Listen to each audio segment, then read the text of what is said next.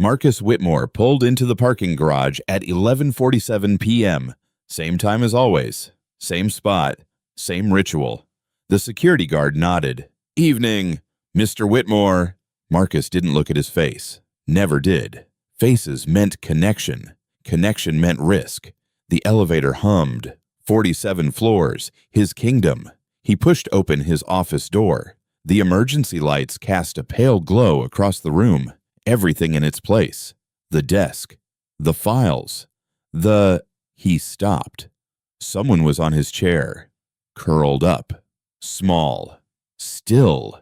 His $15,000 leather chair. The one no one touched. The one positioned exactly 3 inches from the desk edge. A cleaning uniform. Dark hair spilling over the armrest. Slow, heavy breathing. Marcus stood in the doorway. His hand found the light switch, but didn't flip it. Not yet. If you're watching late tonight, wherever you are, leave a comment and let me know. Sometimes the quiet hours find us all. He flipped the switch. The woman jerked awake. Her body twisted, arms flailing, and she tumbled off the chair onto the carpet. A sharp gasp. Scrambling hands. She pushed herself up, swayed, grabbed the armrest for balance. Dark hair fell across her face. Her cleaning uniform was wrinkled, stained at the knees. Her eyes wide, unfocused, found him in the doorway. "I'm sorry." The words came fast, breathless. "I'm so sorry. I didn't mean to. I was only going to rest for... What are you doing in my chair?" His voice cut through hers. Flat, controlled. She straightened. Her legs seemed unsteady. The overhead lights were harsh on her face. Pale skin. Dark circles beneath her eyes. Chapped lips. "Sir, I can explain. I was finishing the 47th floor, and I don't need your explanation." Marcus stepped into the room. His shoes clicked against the hardwood. He stopped 6 feet from her, close enough to see the tremor in her hands, the sweat at her hairline. He pulled out his phone, dialed security. "This is Whitmore. Send someone to my office. Now." The woman's face changed. Something flickered across it. Not fear, not anger. Something quieter. Resignation. "Sir, please. I've never in 3 months. I've never been late. Never missed a shift. If you just let me..." "You were sleeping. On my property. In my office." Each word landed like a verdict.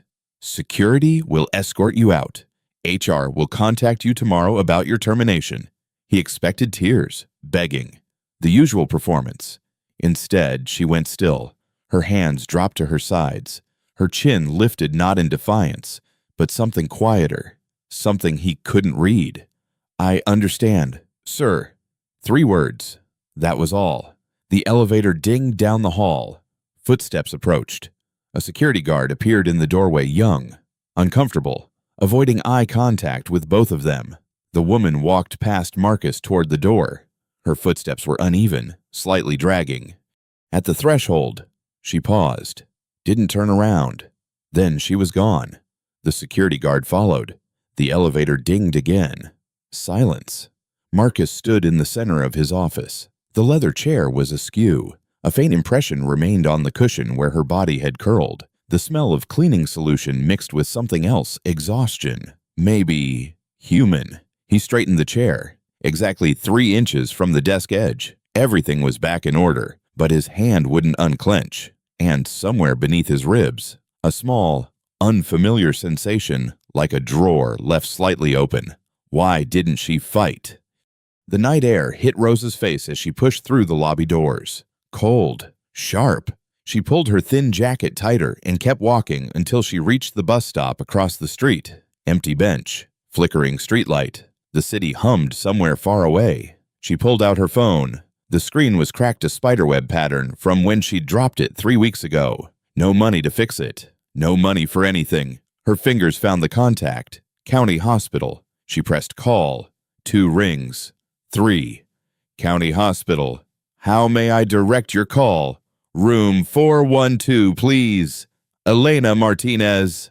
A pause. Hold music. Rose's breath made small clouds in the cold air. "Connecting you now." The line clicked. A nurse's voice. Room 412. This is Rosa Martinez. I'm calling about my mother. Miss Martinez. Yes, your mother is stable, resting comfortably. The doctor will need to speak with you tomorrow about the surgery schedule. We're looking at 72 hours. Rosa closed her eyes. Stable. That word. She held on to it. Thank you. I'll be there in the morning. She ended the call, leaned against the bus stop shelter. The metal was cold through her jacket. 72 hours, $12,000. Surgery that couldn't wait. Her phone showed 114A. She checked her bank app. The numbers glowed on the cracked screen. $1.47. The bus fare was $2.75. Rosa looked down the empty street. Her apartment was 7 miles east. Her feet already ached 15 hours of standing, scrubbing, pushing a cart from floor to floor.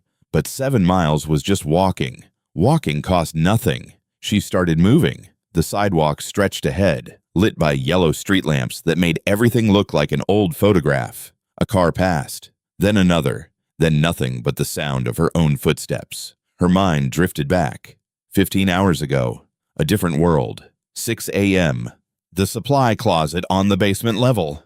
Rosa had clocked in, grabbed her cart, started loading cleaning solution and fresh rags. Normal morning, normal routine. Then Maria had appeared in the doorway, face apologetic. Rosa, I'm sorry. I can't do my shift today. My kid's sick. I'll cover you. The words came automatically. Double shift meant double pay. $96 instead of $48. $96 closer to $12,000. By 10 a.m., Rosa was on the 15th floor. Her phone buzzed in her pocket. Unknown number. She almost ignored it. Ms. Martinez, this is County Hospital. Your mother has been admitted. She collapsed at home this morning. The mop handle slipped from Rosa's hands, clattered against the tile. Is she? She's stable, but we need to run tests. Can you come in? Rosa looked at the half-cleaned floor, at the cart full of supplies, at the clock on the wall. I'll be there tonight, after my shift. Ms. Martinez, you should really... I'll be there tonight. She hung up, picked up the mop, kept working. The hospital needed $12,000 for the surgery that had been scheduled for next month, but was now urgent. The surgery her insurance wouldn't cover because the deductible was too high and the copay was impossible, and the system was designed for people who weren't Rosa. She couldn't afford to leave. Every hour mattered. By 4 a.m., Rosa had finished the 46th floor. One more to go. The executive level. Mr. Whitmore's floor. Her legs shook with each step. The cart felt like it weighed 100 pounds. Her vision blurred at the edges. Her stomach cramped. She'd eaten nothing since a piece of toast at 5 a.m. yesterday. The break room was in the basement, 6 floors down. The elevator took 3 minutes each way. 6 minutes she couldn't spare. 6 minutes that could cost her another room, another hour, another $12. She pushed the cart into Mr. Whitmore's office. The big corner office with the leather chair and the view of the city lights. Empty at this hour. Always empty. The chair looked soft. Just for a moment. Just 5 minutes. Then she'd finish the floor and clock out and go to the hospital and figure out how to find $12,000 she didn't have. Rosa sat down. The leather was cool against her back. I'll just close my eyes for a second. The memory dissolved. Rosa was back on the sidewalk, walking through the night. Her feet moved one in front of the other, mechanical, automatic. Her stomach cramped again. She stopped, steadied herself against a lamppost. The metal was cold under her palm. Her vision swam. She breathed slowly until the world stopped tilting. Keep walking. Just keep walking. She passed a man sleeping under a bridge, cardboard beneath him. A dog curled against his chest for warmth. Rosa didn't look away. She never looked away. 17 years ago, her father had died in a hospital room. Room 309 at St. Francis. The surgery cost $8,000. They had 400. Rosa was 17. She sat in the waiting room while her father's heart stopped 3 floors above her. No one came to tell her. She found out when a nurse asked if she was the Martinez girl, and handed her a plastic bag with his watch and wallet inside. He died alone, in a room with white walls and beeping machines and no one to hold his hand. Rosa had sworn standing in that waiting room, holding that plastic bag, that she would never let it happen again. Not to anyone she loved, not to anyone at all. Her phone buzzed. A text from a number she didn't recognize. She stopped walking, opened the message. "This is County Hospital billing. Your payment of $50 has been received for room 412. Current balance $11,450. For room 414, your payment of $50 has been received. Current balance $2,150. Thank you. 2 rooms, 2 patients. Room 412 was her mother. Room 414 was Harold."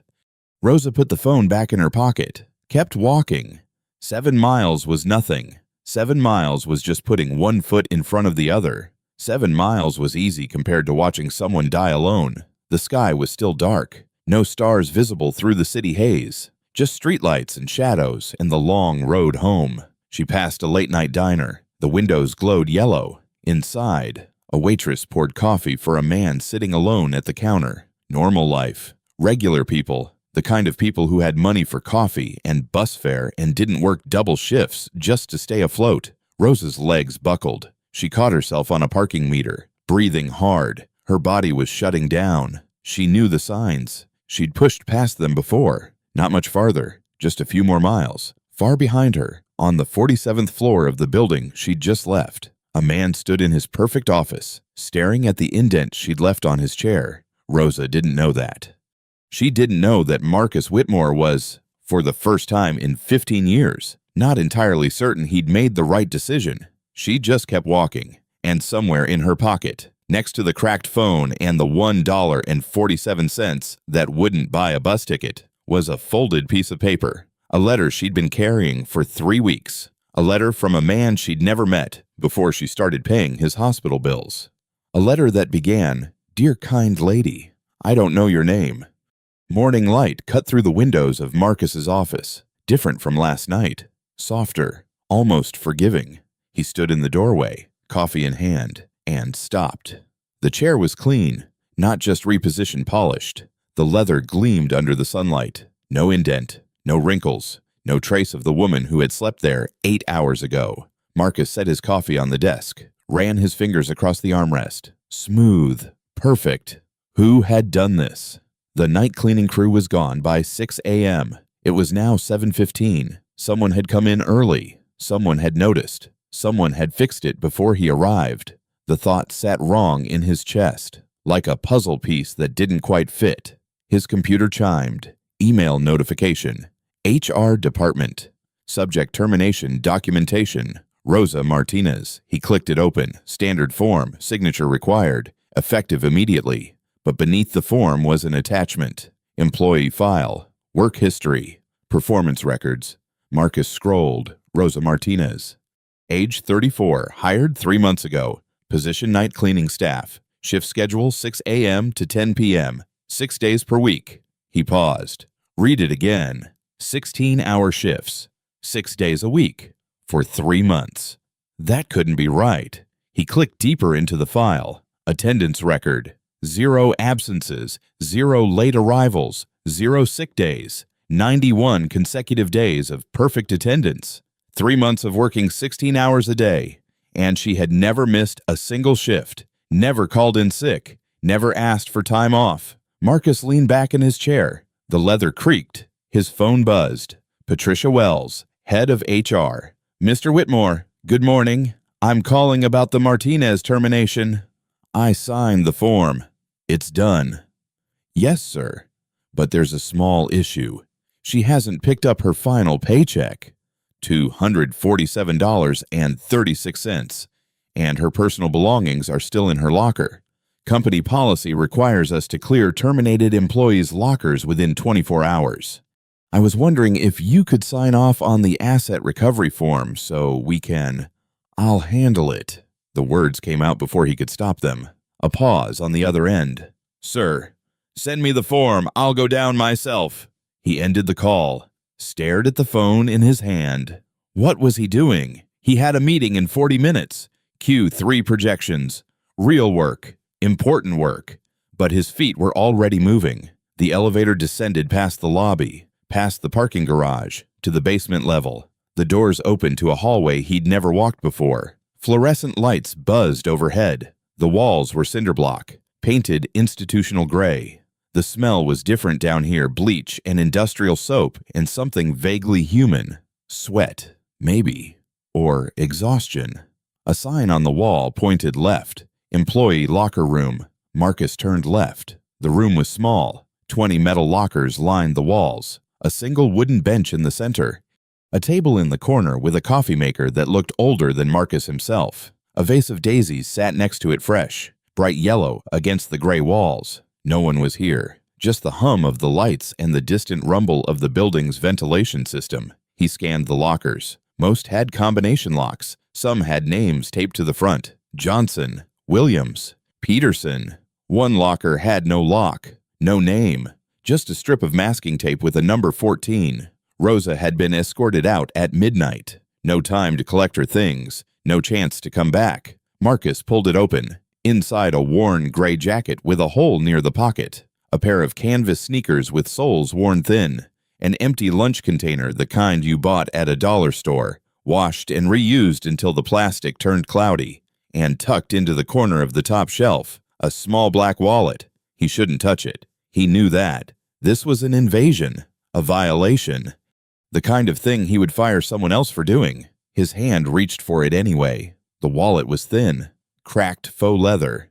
The zipper stuck when he tried to open it. Inside $1.47 in change. A faded bus pass that had expired 2 weeks ago. A library card and a photograph, worn soft at the edges from being handled too many times. Marcus held the photograph up to the light. A woman in a hospital bed. Older, late 60s, maybe 70. Dark hair streaked with gray. Thin face, hollow cheeks, but smiling, genuinely smiling. In her hand, she held a flower. Yellow, made of paper, folded carefully, with petals that curled at the edges. Someone had made that flower by hand. Someone who couldn't afford real ones. Behind the photograph was a stack of receipts, held together by a rubber band. Marcus pulled them out. County Hospital, 8 receipts, all dated 1 week apart. Patient Elena Martinez, room 412. Partial payment received $50. Balance remaining $11,450. $0050. Every week. For 8 weeks. Marcus did the math in his head. Rosa earned $12 an hour, 16 hours a day, 6 days a week. That was roughly $1,150 per week before taxes. After taxes, maybe $960. Rent, food, transportation, and still, she found $50 every week to send to this hospital. He flipped through more receipts. His hand stopped. A different patient name. Patient Harold Winters, room 414. Partial payment received $50. Balance remaining $2,150. 2 patients, 2 rooms. Rosa was paying for 2 people. Elena Martinez was her mother. That made sense. Family took care of family. But Harold Winters' room, 414. Who was that? Marcus dug deeper into the locker, behind the lunch container, under a spare pair of socks worn thin at the heels. A folded piece of paper, thin, creased, handled many times. He opened it. The handwriting was shaky, uneven, the kind of writing that came from hands that trembled with age or illness. Dear kind lady, I don't know your name. The nurses won't tell me. But someone has been paying my bills. Someone has been leaving flowers, those yellow paper ones. I don't have family. Haven't had anyone visit in 3 years. I don't know why you helped me. But thank you. If you're reading this and you're not her, please tell her she saved an old man's life. Not with money, with not forgetting. Harold, room 414. Marcus read it twice, 3 times. The words blurred and sharpened. Harold Winters, room 414. No family.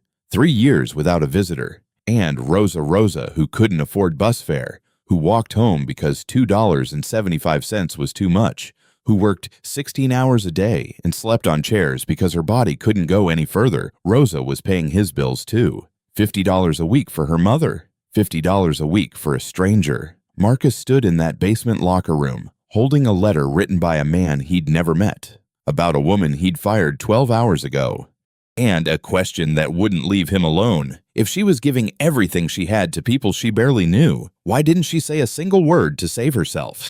Marcus left the locker room. The elevator ride back to 47 felt longer than usual. The fluorescent hum of the basement still buzzed in his ears. The letter from Harold Winters sat folded in his jacket pocket, next to the photograph of the woman with the paper flower. The doors opened. His floor, his kingdom. Everything polished and precise and exactly where it should be. He walked past his assistant's desk. She looked up, started to speak. Not now. His office door closed behind him. He stood at the window, looking down at the city. 47 floors of glass and steel separating him from the sidewalks where people like Rosa walked 7 miles home because they couldn't afford bus fare. His jaw tightened. This was ridiculous. He was the CEO of a company worth $400 million. He didn't have time to obsess over a terminated cleaning woman. She broke the rules. She faced the consequences. That was how the world worked. His phone buzzed. Meeting in 20 minutes. Cue 3 projections. Real work. Important work. He sat at his desk, opened his laptop, stared at the screen. The employee file was still there. Rosa Martinez. 91 days. 0 absences. He should close it. Move on. Focus on the meeting. Instead, he clicked on the additional notes section. Employee has volunteered for 47 additional shifts beyond scheduled hours. Employee has never filed for overtime compensation despite eligibility. Employee has been observed assisting other cleaning staff with their assigned areas after completing her own tasks. Marcus read it twice. 47 additional shifts. No overtime pay. Helping others when she could barely stand herself. He closed the laptop. Hard. This didn't change anything. People did extra work for extra money. People helped others to look good. People had angles. Everyone had angles. 15 years ago, Marcus had trusted someone. David Chen, his CFO, his friend. The man he'd promoted from accounting, mentored through business school, invited to his daughter's christening. David had stolen $2.3 million over 3 years. Hidden it in shell companies, smiled across the conference table while emptying Marcus's accounts 1 wire transfer at a time. Trust was a liability. Kindness was a weapon. Everyone wanted something. Rosa Martinez was no different. She worked hard because she needed the money. She helped others because she wanted to be seen as valuable. She didn't beg when he fired her because... His mind stumbled. Because why? He stood, paced to the window. Paced back. There had to be an explanation, a manipulation he wasn't seeing, a game she was playing. People didn't just accept things. People didn't work themselves to collapse and then quietly disappear without fighting for their jobs. Unless she knew she was wrong. Unless she knew she'd violated the rules and deserved the consequences. That was it. That had to be it. Marcus grabbed his jacket, canceled the Q3 meeting. His assistant's eyes went wide. But she said nothing and headed back to the elevator. The basement again. The gray walls. The smell of bleach. But this time, he turned right instead of left. Followed a different sign. Break room. The room was small. Smaller than his private bathroom. A formica table with chips along the edges. 4 plastic chairs, mismatched. A microwave that hummed even when not in use. A coffee maker older than some of his employees. And in the corner, a vase of fresh daisies, yellow, bright against the gray. A man sat at the table, older, 60, maybe more, gray hair, weathered hands wrapped around a coffee mug. A mop and bucket stood beside him. His name tag read Tom. Tom looked up. His eyes moved from Marcus's face to his suit, to his shoes, and back again. Help you find something. The voice was careful, neutral. The voice of a man who had learned not to question people in expensive suits. I'm looking for information about an employee, Rosa Martinez. Tom's expression didn't change, but something shifted behind his eyes. Rosa got fired last night. I know. I'm the one who terminated her. A long pause. Tom set down his coffee mug. Then what do you want to know? Marcus pulled out one of the plastic chairs. Sat down. The chair creaked under his weight. I want to know what kind of worker she was. Tom studied him. The silence stretched. She was the best we had. Because she needed the money. Because she cared. Tom's voice was flat. Folks around here don't see that much. Most of them clock in, clock out, do the minimum. Rosa wasn't like that. She'd finish her floors, then help whoever was behind. Never asked for credit, never complained. Marcus leaned back. She was trying to make herself valuable. Job security. Tom made a sound, not quite a laugh. Job security. He shook his head. Mister, I've been pushing this mop for 30 years. 30 years in this building. You know how many people ever asked my name? Marcus didn't answer. One. The word hung in the air. Rosa. First week she was here. Walked right up to me, stuck out her hand, said, I'm Rosa, what's your name? Like it mattered. Like I mattered. Tom picked up his coffee, took a sip. She brings me coffee sometimes. Nothing fancy. Just instant from the pot over there. But she remembers I take it black. 2 sugars. Remembers my bad knee acts up on rainy days. Asks about my grandson. He looked at Marcus. You ever been in this room before, Mr. Whitmore? Marcus's jaw tightened. That's what I thought. Tom stood, picked up his mop and bucket. Rosa didn't work hard because she needed money. Lots of folks need money. She worked hard because that's who she is. Some people just give. Don't ask why. Don't expect nothing back. They just give until there's nothing left. He walked toward the door, stopped. Those flowers. And he nodded toward the daisies. Rosa brings them every Monday. Says the room's too gray without them. Says people deserve something pretty to look at. Even down here where nobody sees. He left. Marcus sat alone in the break room. The fluorescent light hummed. The coffee maker dripped. The yellow daisies glowed against the gray walls. Rosa brings them every Monday. He thought about the paper flower in the photograph, the one her mother held, yellow, carefully folded. He thought about Harold Winters in room 414, the man who hadn't had a visitor in 3 years until Rosa started paying his bills and leaving paper flowers by his bed. He thought about the letter she saved an old man's life, not with money, with not forgetting. And then a different thought, colder, harder. She was playing an angle, a long game, building goodwill so people would defend her when she got caught breaking rules. That's all this was. A strategy. Marcus stood up, straightened his jacket. He had what he needed. Rosa Martinez was hardworking because she was building social capital. She helped people to create allies. She brought flowers to make herself memorable. Simple, logical. Everyone had an angle. He walked out of the break room, back to the elevator, back to his floor. The wallet was still in his pocket. The photograph, the receipts, the letter. He should throw them away. Return them to HR for disposal.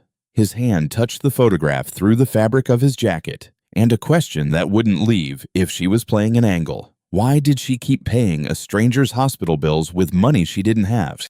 Marcus sat in his office. The afternoon light had shifted, casting long shadows across his desk. 3 hours since the break room. 3 hours since Tom's words.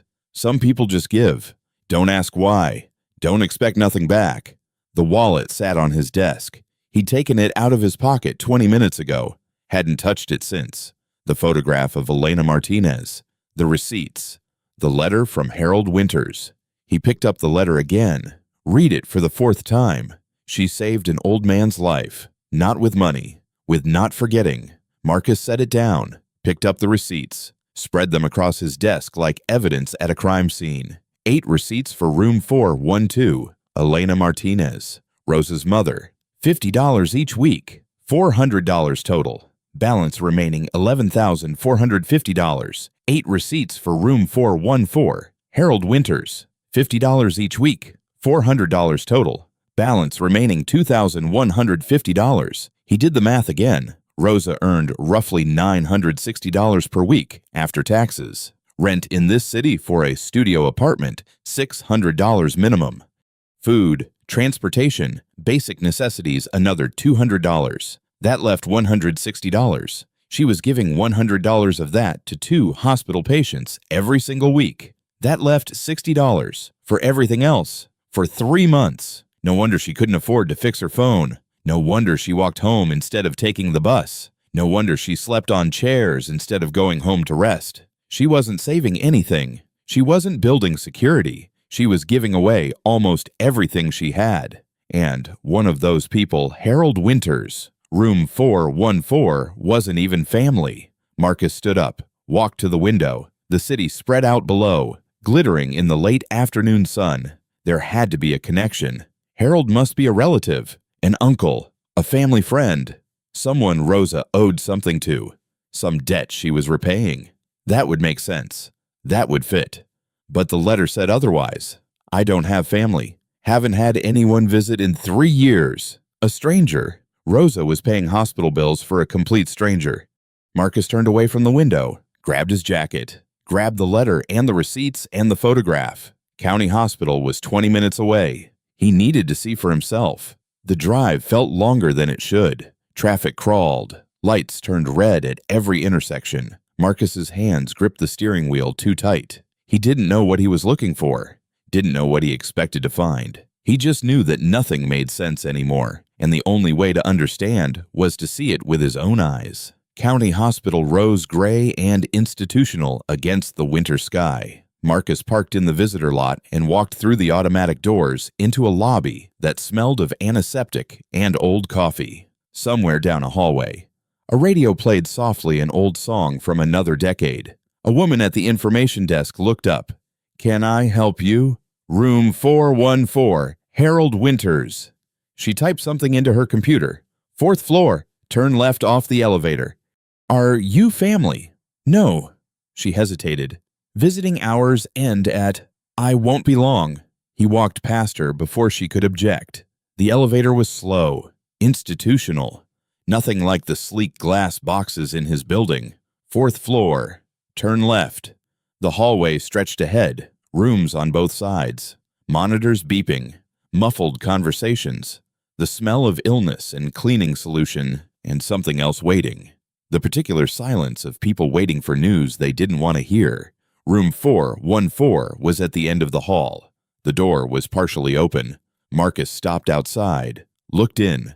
A small room, single bed, an old man lying under thin blankets, his chest rising and falling with slow, labored breaths.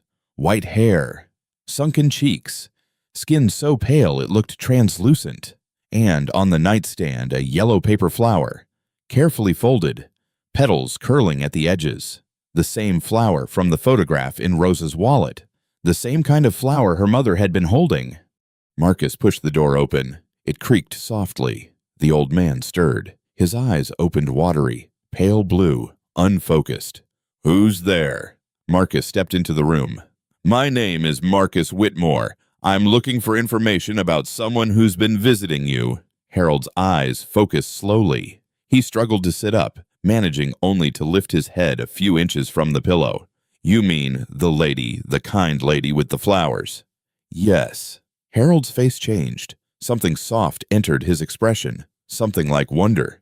"She comes every Saturday. Sits right where you're standing. Doesn't say much. Just folds her hands in her lap and asks how I'm feeling.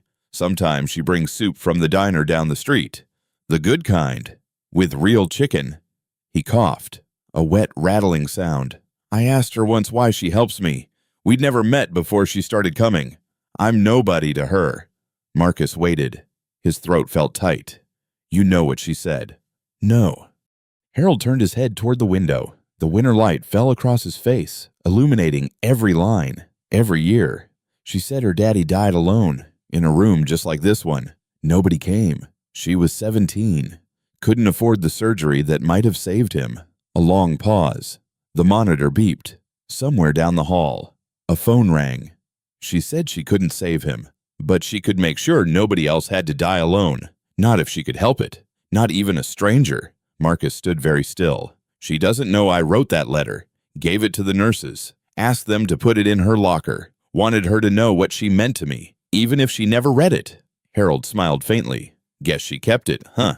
"Yes, she kept it." "Good." Harold closed his eyes. "That's good." The room was quiet except for the beeping of the monitor and Harold's shallow breathing. Marcus looked at the paper flower on the nightstand. Yellow, carefully folded. Made by hands that had nothing else to give. "Does she know you're here?" Harold asked without opening his eyes. "No." "You a friend of hers?" The question hit Marcus like a fist. "No, I'm not." Harold opened his eyes, looked at Marcus with a clarity that hadn't been there before.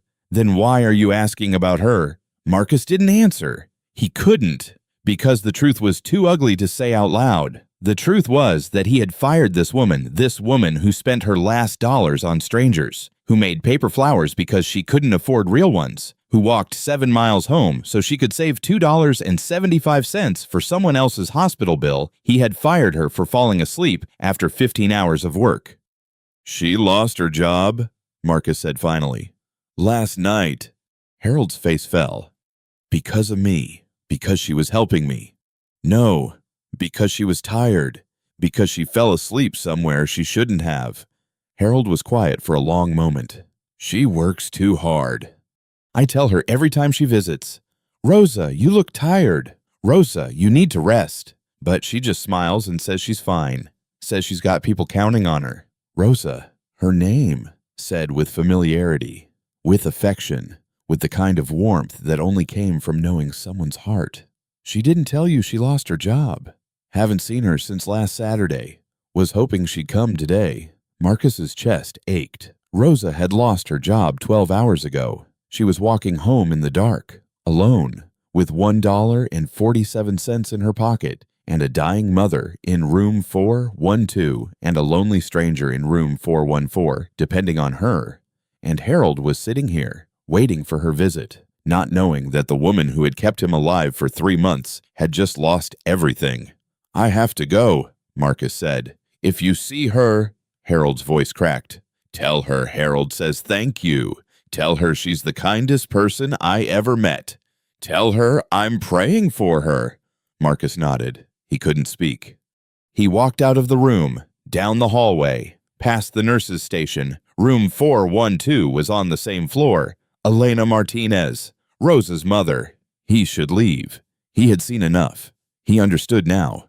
But his feet carried him to the door anyway, to the small window that looked into the room. A woman lay in the bed, older, dark hair streaked with gray, thin face, sleeping peacefully.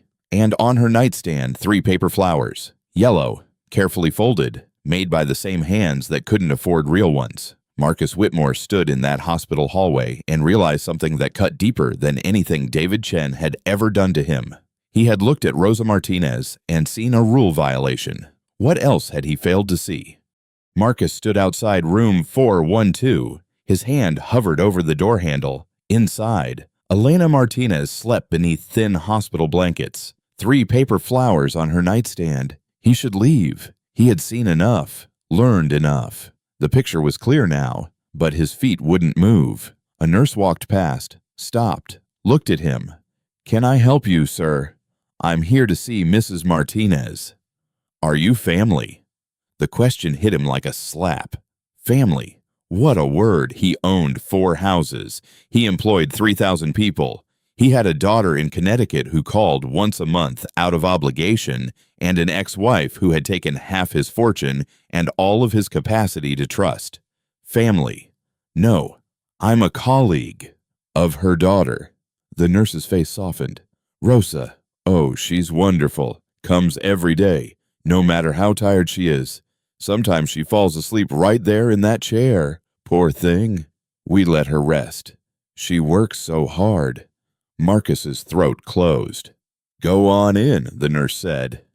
"Mrs. Martinez would love the company. She doesn't get many visitors besides Rosa." She walked away. The door stood open. Elena Martinez stirred in her bed, eyes fluttering. Marcus stepped inside. The room was small, identical to Harold's, but different too. Warmer somehow. The paper flowers. A photograph taped to the wall, Rosa as a teenager, smiling. Her arm around a man who must have been her father. A handmade card on the nightstand, written in careful letters. "Get well soon.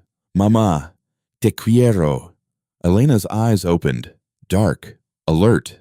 She looked at Marcus with the direct gaze of someone who had spent a lifetime reading people. Who are you?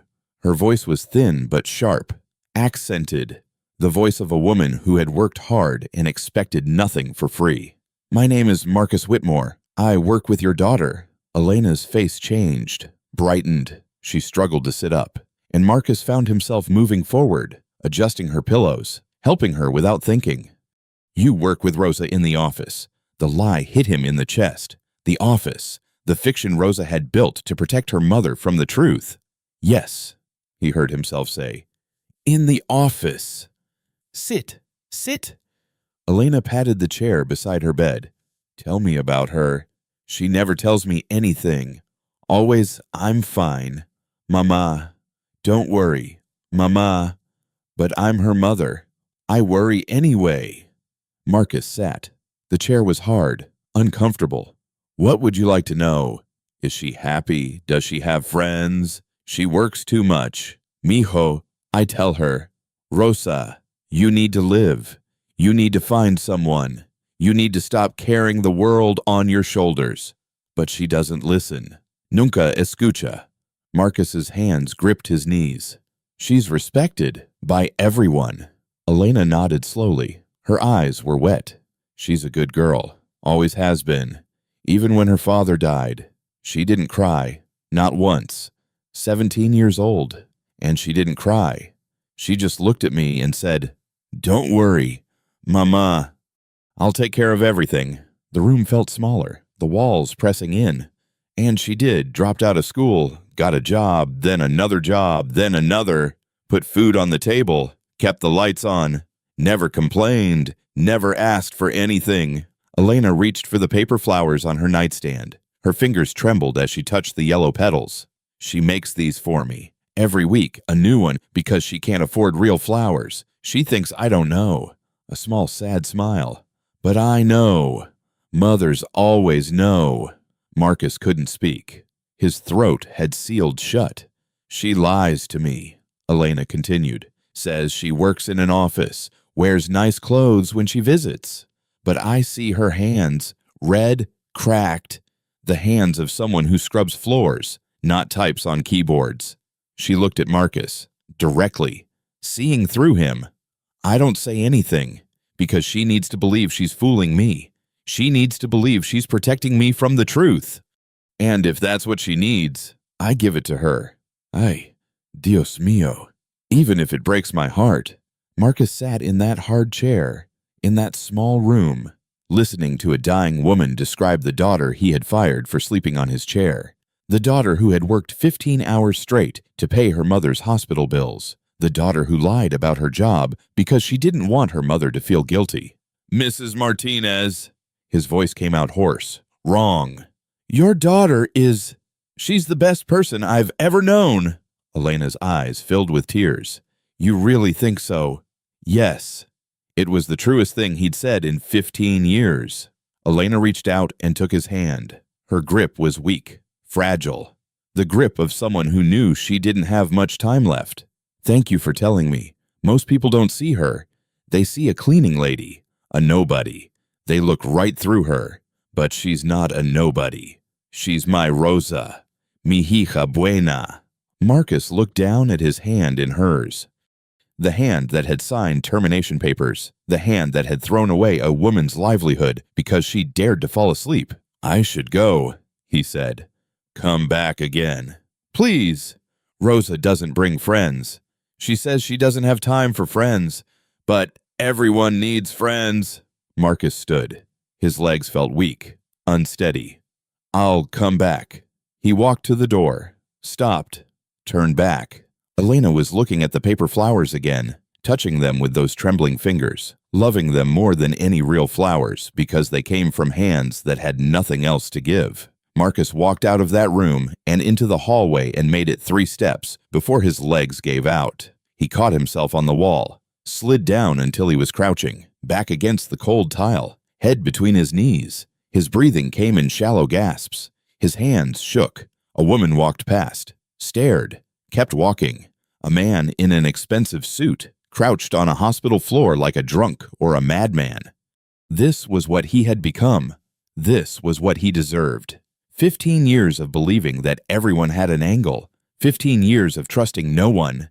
15 years of building walls so high that he couldn't see over them. And Rosa Martinez had demolished every single one. Not with confrontation, not with arguments, not with demands, with paper flowers, with $50 payments, with silence in the face of injustice. She had done nothing but exist. And in doing so, she had exposed Marcus Whitmore for exactly what he was. Not a victim of betrayal, a perpetrator of it. The world wasn't full of people waiting to betray him. The world was full of people like Rosa, people who gave everything they had, people who asked for nothing in return, people who made paper flowers because they couldn't afford real ones and paid strangers' hospital bills because they couldn't bear to let anyone die alone. And he had been so busy protecting himself from the Davids of the world that he had become blind to the Rosas. Worse than blind. He had become the thing he feared most. A man who took from those who had nothing. A man who punished sacrifice. A man who looked at exhaustion and saw laziness. Marcus pulled out his phone. His hands were still shaking. Rosa Martinez's address was in her employee file. 2847 Elm Street, apartment 4B. He had a choice now. He could go back to his office, sign more papers, attend more meetings, pretend this day had never happened, or he could do something he hadn't done in 15 years. Could he admit he was wrong? Marcus drove through parts of the city he had never seen. The buildings changed. Glass towers gave way to brick, then to concrete, then to wood siding with peeling paint. The streets narrowed. The cars grew older. The people on the sidewalks walked differently, slower, heavier, carrying weight that had nothing to do with what was in their hands. 2847 Elm Street. He pulled up to a 4-story building that looked like it had been old when his father was young. No doorman, no security cameras, just a rusted intercom panel with names scratched into plastic labels. Apartment 4B, Martinez. Marcus sat in his car, engine off, hands on the steering wheel. What was he doing here? What did he think would happen that Rosa would see him, hear his apology, and everything would be fixed? That's not how the world worked. That's not how anything worked. He could write a check, pay off her mother's medical bills, pay off Harold's bills, set up a trust fund, do all of it anonymously. Rosa would never have to know. She could keep her dignity. He could keep his distance. That was the smart move, the safe move. The move that didn't require him to stand in front of a woman he had wronged and admit that he was capable of cruelty. His hand found the door handle. What if she slams the door? What if she calls the police? What if she looks at him with those tired eyes and says nothing at all? He deserved all of it. Every possible rejection. Marcus got out of the car. The building's front door was unlocked. The lobby smelled like cooking oil and laundry detergent. Somewhere above, a baby cried. A television played through thin walls. 4 flights of stairs, no elevator. Each step felt like walking toward a verdict. The hallway on the 4th floor was narrow, lit by a single bulb that flickered every few seconds. Apartment 4B. The door was brown. The paint was chipped. A small welcome mat faded. Frayed lay in front of it. Marcus stood there. His hand wouldn't rise to knock. 3 days ago, he had signed papers that destroyed this woman's life. 3 days ago, he had looked at her exhausted face and seen nothing but a rule violation. 3 days ago, he had been so certain that he was right. Now he stood outside her door with a wallet full of cash and a heart full of something he couldn't name. His knuckles rapped against the wood before he could stop them. Footsteps. Slow. Deliberate. The click of a lock. The door opened. Rosa stood there. Different from that night.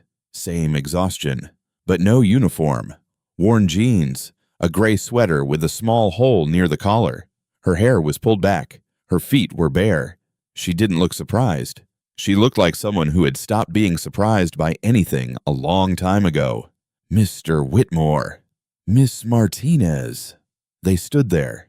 The hallway. The threshold. 2 people on opposite sides of everything. Marcus had prepared a speech on the drive over. Something about misunderstandings. Something about company policy. Something about how he'd reviewed her file and found extenuating circumstances. All of it died in his throat, because looking at her, at the dark circles under her eyes, at the worn sweater, at the bare feet on the cold floor, he realized that no speech would be enough. No explanation would suffice. No justification could undo what he had done. "I didn't come to give you your job back." The words came out rough, unpolished, nothing like the smooth sentences he delivered in boardrooms. Rosa's expression didn't change. She waited. "I came to tell you I was wrong." She blinked. "Once. That was all. I fired you because you were sleeping on my chair. In my office. I didn't ask why. I didn't want to know why. I just wanted you gone because you had disturbed my perfect system." His voice cracked on the last word. He didn't try to hide it. "I know now. I know about your mother. I know about Harold. I know about the $50 every week. I know about the paper flowers. I know about all of it." Rosa's jaw tightened. A small movement, the only sign that his words were landing. "And I'm sorry. Not because you're a good worker. Not because losing you was a bad business decision. I'm sorry because I saw what you do when no one's watching. I saw the letter. I saw the flowers. I saw room 414. He stopped. His chest hurt. The kind of hurt that came from muscles being used for the first time in years. "You saw the letter," Rosa said quietly. "Yes." "Harold wrote that yes." She nodded, looked at the floor, then back at him. "Why does it matter to you?" The question cut through everything. Marcus opened his mouth, closed it, opened it again. "Because I used to be someone who saw people, really saw them, and somewhere along the way, I stopped. I built walls, I created rules.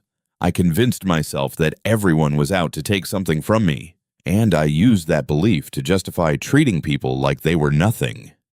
His voice dropped. "You're not nothing. You're the opposite of nothing." Rosa stood very still. Her hand rested on the doorframe. Her eyes searched his face. "My mother doesn't know what I do. She thinks I work in an office." "I know. I met her today. I didn't tell her." Something flickered across Rosa's face. Relief, maybe, or something more complicated. "If she finds out I was fired for sleeping on someone's furniture." Her voice wavered for the first time. "She'll blame herself. The medical bills, the double shifts, all of it. She'll think she did this to me. She won't find out. Not from me." Rosa was quiet for a long moment. The hallway light flickered. The baby down the hall stopped crying. "Why did you really come here, Mr. Whitmore?" Marcus looked at her, at the woman who had given everything she had to people who needed it, at the woman who had kept a stranger alive with paper flowers and $50 payments, at the woman who had faced his cruelty with 3 quiet words, "I understand, sir, because I needed you to know that you didn't deserve what I did, and because I needed to say it to your face, not through lawyers, not through HR, to you." Rosa studied him. The silence stretched. Then she stepped aside. "Would you like to come in? Mr. Whitmore, I can make coffee. It's instant. Nothing fancy." Marcus crossed the threshold. The apartment was smaller than his closet. One room served as living room, bedroom, and kitchen. A single window looked out onto a fire escape. The walls were bare except for one photograph Rosa as a teenager, smiling, her arm around her father, and on the windowsill, paper flowers, yellow, carefully folded, a dozen of them, catching the last light of the afternoon sun. Rosa filled a kettle, set it on a small stove, pulled 2 mugs from a cabinet, one chipped, one whole. She gave him the whole one. "Sit," she said, nodding toward a folding chair at a small table. He sat. The chair creaked under his weight. She spooned instant coffee into the mugs, added water when the kettle whistled, handed him his cup. Marcus took it. The mug was warm in his hands. The coffee was weak, not like anything he'd ever drunk before. He took a sip, and for the first time in 15 years, Marcus Whitmore consumed something he hadn't chosen, couldn't control, and couldn't buy. Something offered freely by someone who had every reason to refuse him. It tasted like the beginning of something he didn't have a name for yet. 2 months later, the afternoon sun fell through the window of room 412, casting warm light across Elena Martinez's face. She sat up in bed, really sat up, not propped against pillows, eating chicken soup from a plastic tray. Rosa stood by the window, watching her mother eat. Each spoonful felt like a small victory. Each swallow proof that the surgery had worked, that the $12,000 had been worth it, that the double shifts and the exhaustion and the sleeping on chairs had not been for nothing. "Stop staring at me," Elena said without looking up. "You're making me nervous." "I'm not staring. You're hovering, mija." "Same thing." Rosa smiled, her first real smile in weeks. "The doctor says you can go home next week." Elena waved her spoon dismissively. "Doctors always say things. We'll see." But there was color in her cheeks now, strength in her voice.